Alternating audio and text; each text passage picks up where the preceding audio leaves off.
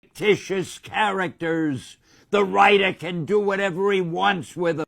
So of course there's been a lot of pushback from the power scaling community against this. They say that it has nothing to do with power scaling because plot has nothing to do with power scaling. And I think you are misinterpreting the great Stan Lee here. Power scalers constantly say that it only has to do with the feats, it has nothing to do with plot.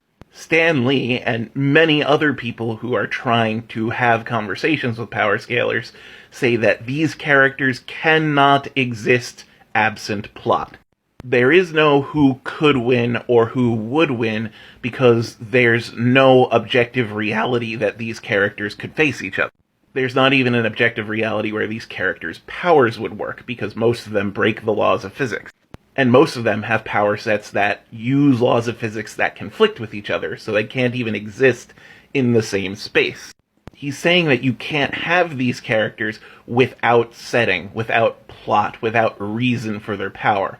All of the feats that they've ever done have been a product of plot, so you can't separate the two. He said the author can do whatever he wants with them. The author can just create feats as the plot needs it.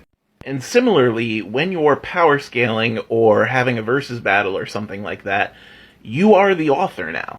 You say it's absent plot, but you're making the same choices that an author makes. You're choosing a setting, you're choosing character behaviors, you're the author. This isn't objective, this isn't a science. A lot of power scalers will say, oh, they're using localized laws of physics, but even if it were localized laws of physics, they don't interact the way they should. You are just creating a new scenario and then choosing who wins in that scenario. There is nothing objective about it. And you know what's cool about what Stan Lee is saying? You get to do that. Power scalers and versus battlers, you get to do that. Because the author can do whatever they want with characters, and you're an author now. What you can't do is go to someone else and say, you can't do that. Because other people are authors, and other people like to compare characters in different ways. And you can't tell them that their way of comparing characters is wrong, that the way they're writing their story is wrong. Feats might matter the most to you as an author, because yes, you are an author. They might matter the most to you, but they might not matter much to anyone else. Character motivation might matter more. Character themes might matter more.